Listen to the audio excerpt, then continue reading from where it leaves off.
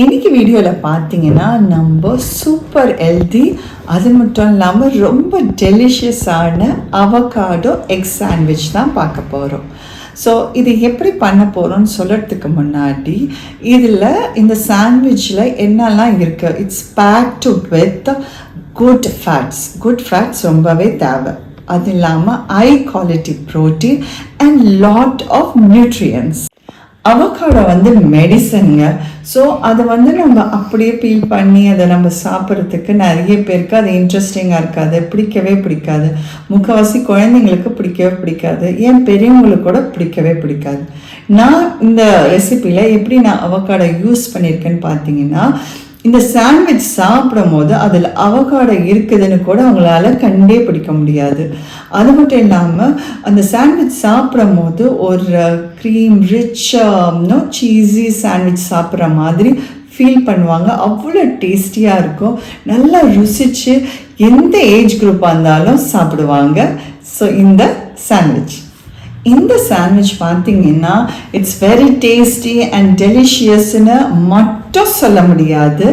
இந்த sandwich one of the healthiest sandwich in the world.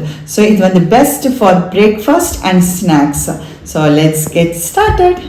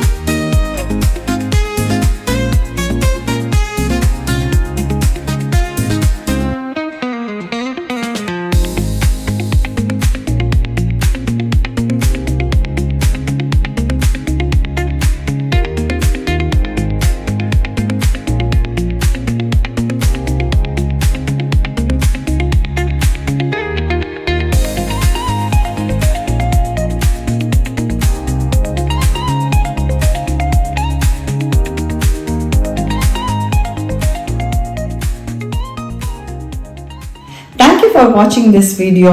இந்த recipe உங்களுக்கு ரொம்பவே பிடிச்சிருக்கோன்னு நம்புகிறேன். So please give me a big thumbs up. கண்டிப்பாக இந்த ரெசிபியை நீங்கள் ட்ரை பண்ணணும். உங்கள் ஃபேமிலியோடு நீங்கள் கண்டிப்பாக இதை பிரேக்ஃபாஸ்ட்டாக நீங்கள் என்ஜாய் பண்ணுவீங்க. இல்லை இதை ஃப்ரெண்ட்ஸ் கெட் டுகெதர்லையோ நீங்கள் இதை செஞ்சு என்ஜாய் பண்ணுங்கள். இல்லை எந்த விதமான கெட் டுகெதர் ஈவெண்ட் இருந்தாலும் உங்கள் மெனுவில் இந்த ஹெல்தியஸ்ட் சாண்ட்விச்சையும் நீங்கள் ஆட் பண்ணுங்கள். எல்லாரும் கண்டிப்பாக என்ஜாய் பண்ணுவாங்க.